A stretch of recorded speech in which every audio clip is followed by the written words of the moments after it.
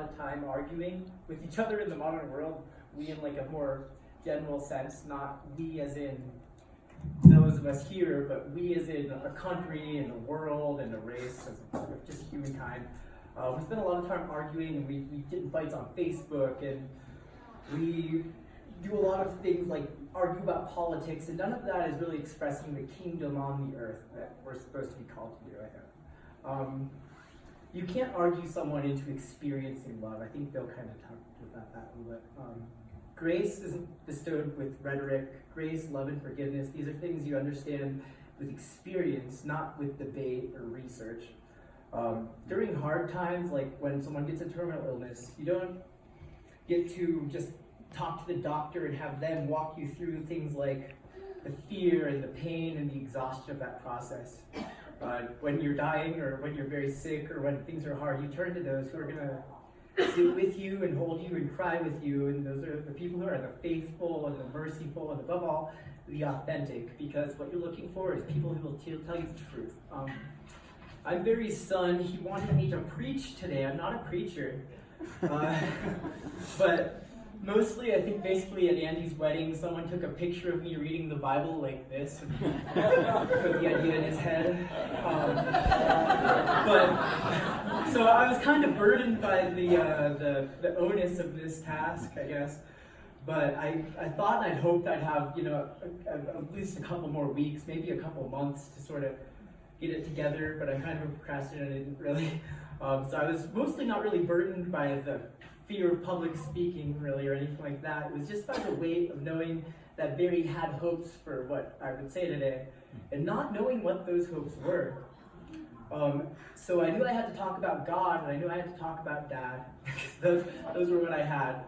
You rasped those out from the hospital bed. So as a child, I thought about the people who taught me about God and about Barry. And those were Bill Spear and Brian Post and Barry Neese, the Killer Bees. Two of those are here speaking today, and I'm sure the third would love to be if he could be. But instead it's me.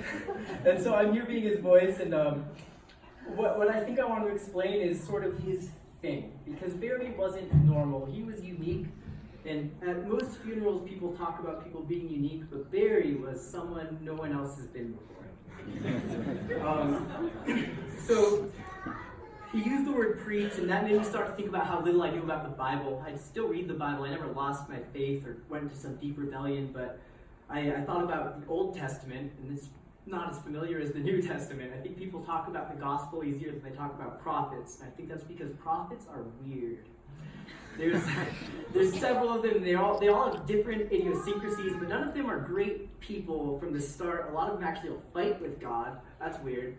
They'll do things like get naked and cook food over cow dung and climbing whales after God tells them they have to go do something they don't want to do. Prophets are weird. It's hard to talk about weirdness. And I think that's why this part of this is a third sermon you're going to hear today, but it was supposed to be where people would tell stories about Barry, just instances of stories. And I don't think that's what he wanted, because he's weirder than that. I think basically, if he was up here and we were all or he could hear us all telling our different stories about his eccentricities and what was funny and what was kind and what was special, he'd just be like, you're missing the point. This is what I was going for with that. So I'm going to sort of basically try and tell you what, from my conversation with him, especially last month, what I think he was going for with his whole thing. That was a long intro, I'm sorry. Looking backwards on the past, I think a lot of people get hung up on the significance of memories. I think people talk about history as a learning device, and they get it wrong. They talk about history as a thing where you learn from your mistakes, or you try not to repeat mistakes of the past. And that's sort of litigious, and it's sort of like the Pharisees almost, I think.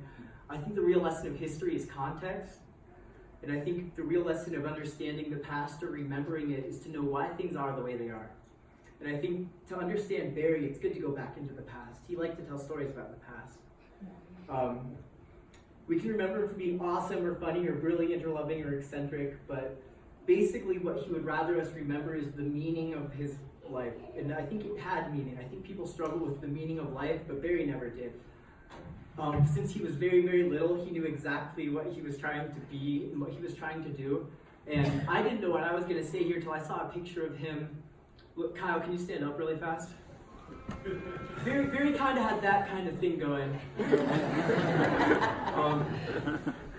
And the thing that I saw when I looked at this old picture in the last couple days was just a different context, because I think things that are true are sometimes true in context, but it's a slippery slope. For instance, one thing that was true in context that I hadn't seen before was that his fashion sense was cool. Back in the day, it was cool, and I think that was because he knew exactly who he was, and he had something he was going for. When he got to college during that rock and roll era where that picture looking like that was taken, he had something in common with his peers. They'd all grown up in the 50s and the era of modernity, not the modern era. And he hated the time and place and culture he'd been born in. He hated some things about his parents, but not all of it. He strongly resented a lot of the culture around him, and he had that in common with his peers. But he also resented the culture of his peers. His peers were all hippies, and Barry would often use shorthand of hippie to talk about his past, but it was never the truth. The truth was always, he was similar to that, but for him, he rejected this sort of postmodern hippie idea that truth was something contextual. In fact, for Barry's mind, truth was never contextual. It was always only true, and authenticity was the paramount thing in his life. So I thought about the prophets of the Old Testament and how weird they are and what I didn't know about them. And then I thought about what I did know about them. They're a diverse group of people, and all of them are flawed, blah, blah, blah, angry. But the things that they have in common are that they use allegory to provide vision and critique to their societies. Barry was no prophet, but there's another group of people who use allegory to provide critique and vision to their societies. And like prophets, those people are artists. They use critique and vision, and that's their point, and they're here for that.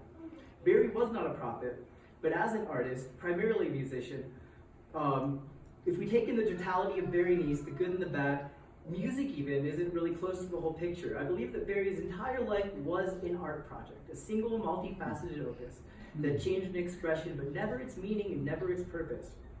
I think the whole thing about Barry was about the divinity of creativity and the power of abundance. He told this to me over about creativity, and it was a simple truth. It was that creativity is abundant, because if it's not abundant, it's not actually authentically creativity. Simple truths like that are powerful because we walk around in the world just blinded by lies and half-truths, and we don't even always know it. But when we hear a simple and an elegant truth, it just shines out because it's true.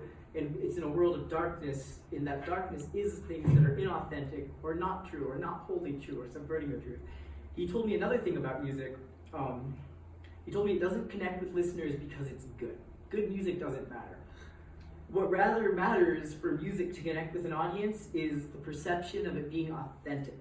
The more of a connection you have with the artist, the more the listener connects with the fact that the artist is actually making something that has meaning, the more beautiful the music will sound. Barry was kind, but he was just as often furious. He was generous, but he was just as often self-centered. He was brilliant, but not in every context. He was capable of just unconditional love, and it would be so unconditional that he wouldn't care about detouring through seething anger before he got back to it. During my last conversations with him, we discussed that the devil cannot create. The devil can lie. The devil can subvert. But creation is exclusive to God, and therefore is intrinsically good. Subversion of things is taking the true form of anything and changing it, altering it to an inauthentic state. Creativity makes beauty from nothing, but subversion makes beautiful things ugly. The loss of form is the destruction of something that was created. Barry came of age in an era of subversive postmodernism, and I think the battle of his life was on behalf of individually authenticity and above all beauty. Beauty and art are thematically important to God because they inspire. Sorry, my handwriting's bad. This part's bad. God, okay, here we are. As a creator, God creates form, and form is beauty. Without form, you don't have beauty. You have chaos and you have destruction. The most beautiful art, like we just talked about, is authentic art because it's inspired. The inspiration of creation is authentic, and like you can see it in a cathedral or the majesty of mountains, or even when parents look at their kids, or when kids look at their parents as just godlike figures when they're just little. Barry mourned for the loss of this aesthetic in society.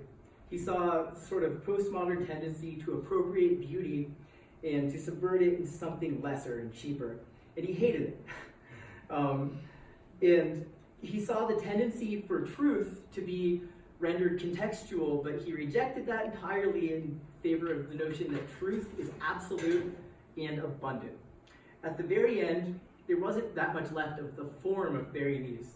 The things that made him impressive, the things that made him special, the things that made him weird or angry or confident or even himself in some ways, the things that we think of when we think of Barry Neese, those were all gone.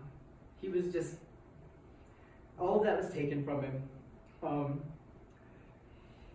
But just at the end, he was totally devoid of any pretensions or even hopes. At the end, what was left of Barry had no conflict life. He wasn't a fighter at the end. He was a fighter in his life, but he didn't die fighting. It wasn't that. He died for meaning. The last thing he really did as an action was he showed off to his kids about he wanted to do his last physical therapy, and it was so hard for him at the end that he could barely take a step. And he took about 26, and it went from about 3 stages. We helped him up. He got out to the hallway from his hospital room. He had to sit down. We helped him up one more time. He took about 8 more steps. And when he sat back down, he said, "I'm done. I'm done." Before he'd taken that walk, me and Indy had just been talking, catching up about not related things, and he got really frustrated and couldn't hardly talk, but he would and the point was, he wanted us to watch. He wanted us to watch his last steps, and he wanted us to watch him sit down. He wanted us to understand the meaning of it. He didn't want us to remember it. He wanted us to understand that he was done. It wasn't about showing off. It wasn't about the athleticism of it. He wanted us to focus on that meaning. Meaning was authentic to Barry Neese, and at the end, there was no anger. There was no anything. He'd just forgiven everyone. He was a man of grace and love and authenticity. And that brings me to my final lesson I learned about creativity from him and about creation itself, which is just, if it's not beautiful, then what's the fucking point?